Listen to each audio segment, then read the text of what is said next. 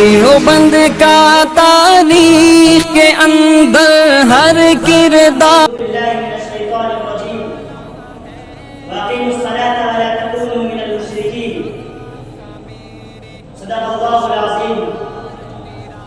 وہ سجدہ روح زمین جس سے کانپ اجاتی تھی، وہ سجدہ روح زمین جس سے کانپ اجاتی تھی، اسی کو آج ترستے ہیں منبر و محراب. میرے محترم بزرگوں، بھائیوں اور دوستوں، اللہ رب العزت کا احسان کرم یہ ہوا کہ اللہ رب العزت نے ہم سب کو یہاں پر جمع ہونے کی توفیق عطا فرمائی. میرے دوستو، اللہ رب العزت کے خدا تعالیٰ کی خدائی میں سب سے بہترین عمل وہ نماز کا عمل ہے.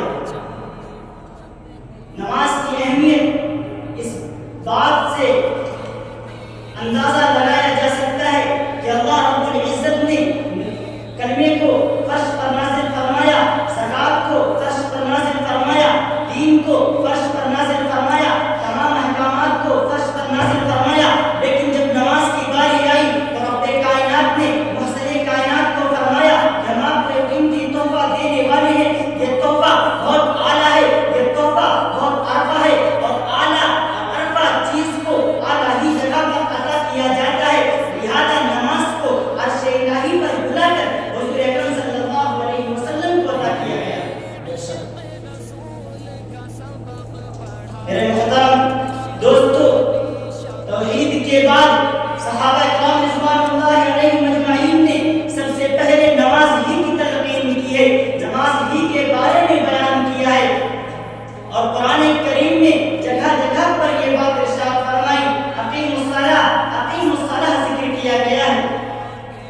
میرے عزیز ساتھیوں، نماز ایک ایسی عبادت ہے کہ اللہ رب العزت نے قرآن کریم میں فرمایا منیبین الیہ واتقوہ واقیموا الصلاۃ ولا تکونوا من المشرکین، کہ اس کی طرف رجوع کرنے والے ہو جاؤ اور اس سے ڈرو اور نماز قائم کرو اور مشرکوں میں سے نہ ہو جاؤ.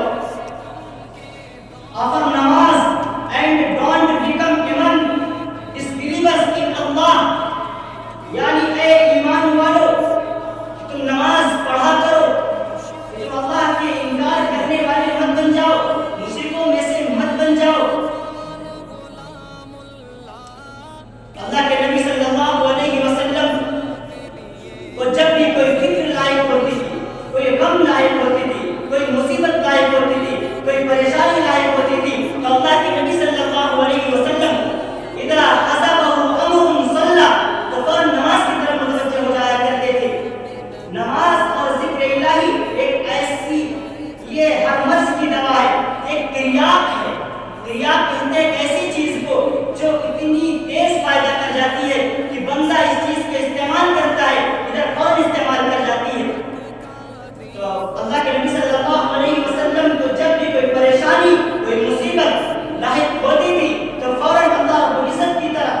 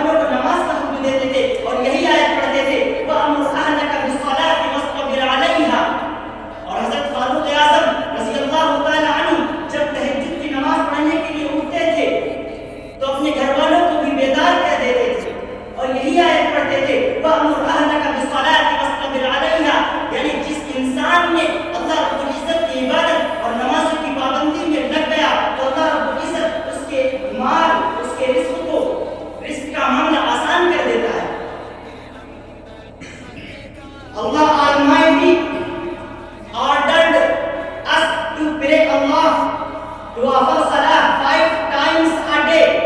یعنی اللہ رب العزت نے ہم سب کو 5 ٹائم ایک دن کے اندر 5 وقت کی نماز پڑھنے کا حکم دیا ہے. اور our prophet, our messenger, our پیغمبر حضرت محمد صلی اللہ علیہ وسلم peace be upon him, صلو کما رأیتمونی اصلی, as you see me توافل صلاح, تم نماز اسی طریقے سے پڑھو جس طرح تم نے مجھے نماز پڑھتے ہوئے دیکھا ہے. اور اسی آیت کے اندر اللہ رب العزت نے فرمایا لا نسألک رزقا, ہم تم سے رزق نہیں چاہتے ہیں بلکہ ہم ہی تم کو رزق دیں گے. اور بہترین انجام تو تقویٰ ہے. یہاں پر دو باتیں بیان فرمائی کہ اللہ رب العزت نے پہلے نماز کا حکم دیا, نماز کا حکم دینے کے بعد اللہ رب العزت کی طرف سے رزق دینے کا جو ذمہ ہے, اس سے اس بات کی طرف اشارہ ہے کہ انسان کمانے میں, عیش میں ایسا مشغول نہ ہو جائے کہ نماز سے غافل ہو جائے. جب اللہ رب العزت نے رزق کا ذمہ لے لیا ہے اور یہ کہہ دیا ہے لا نسألک رزقا نحن نرزقک, ہم ہی تم کو رزق دیں گے. اور ایک جگہ ارشاد فرمایا وما من دابۃ الا علی اللہ رزقها, زمین پر کوئی بھی جاندار نہیں ہے جس کا رزق کا ذمہ اللہ رب العزت نے نہ لے لیا ہو. تو جب اللہ رب العزت نے رزق کا ذمہ لے لیا ہے تو اسی کی طرف سے نماز کا حکم ہے. جب نماز کا حکم ہے تو کسی بھی انسان کو نماز پڑھنے کی وجہ سے, نماز کی عبادت کی وجہ سے رزق کے معاملے میں کبھی اس کو پریشانی لاحق نہیں ہوگی. میرے عزیز ساتھیوں, اللہ کے نبی صلی اللہ علیہ وسلم فرماتے ہیں ما أذن الله لعبد في شيء أفضل في ركعتين يصليهما, کہ جب بندہ نماز پڑھتا رہتا ہے اللہ رب العزت کو بندے کی طرف سے کسی بھی چیز سے اتنا زیادہ توجہ نہیں ملتا ہے جتنا نماز سے ملتا ہے. وَإِنَّ الْبِرَّ لَيُضَرُّ عَلَى رَأْسِ الْعَبْدِ مَا دَامَ فِي صَلَاتِهِ, جب تک بندہ نماز پڑھتا رہتا ہے اب نیکیاں اس کے اوپر چھڑکی جاتی رہتی ہیں. میرے محترم بزرگوں, بھائیوں اور دوستوں, اور قیامت کے دن سب سے پہلے نماز کے بارے میں حساب لیا جائے گا. On the day of judgment, the salah will be inquired before everything. That day will be the most savour day. کہ قیامت کے دن سب سے پہلے نماز کے بارے میں حساب لیا جائے گا. اگر نماز درست نکل آئی تو تمام اعمال درست ہے اور کامیاب ہو گیا, کامران ہو گیا. اور اگر نماز خراب نکلی تو ناکام اور نامراد ہو گیا. اللہ رب العزت اپنے فرشتوں سے کہیں گے اے میرے فرشتوں, اس بندے کے نام اعمال میں دیکھو کہ کچھ نفل نمازیں بھی ہیں. اگر فرض نمازوں میں کمی ہوگی تو اللہ رب العزت فرشتوں کو حکم دیں گے اس کے نام اعمال سے نفل نمازیں لے لو. اگر نفل نمازیں ہوں گی تو اس کے فرض کی پورتی کر دی جائے گی. میرے عزیز ساتھیوں, قیامت کے دن جو سب سے سخت دن ہوگا اس دن سب سے پہلے نماز کا حساب لیا جائے گا. اگر نماز درست نکل آئی تو تمام اعمال درست ہے, اور اگر نماز سے خراب نکلی تو تمام اعمال بیکار ہیں.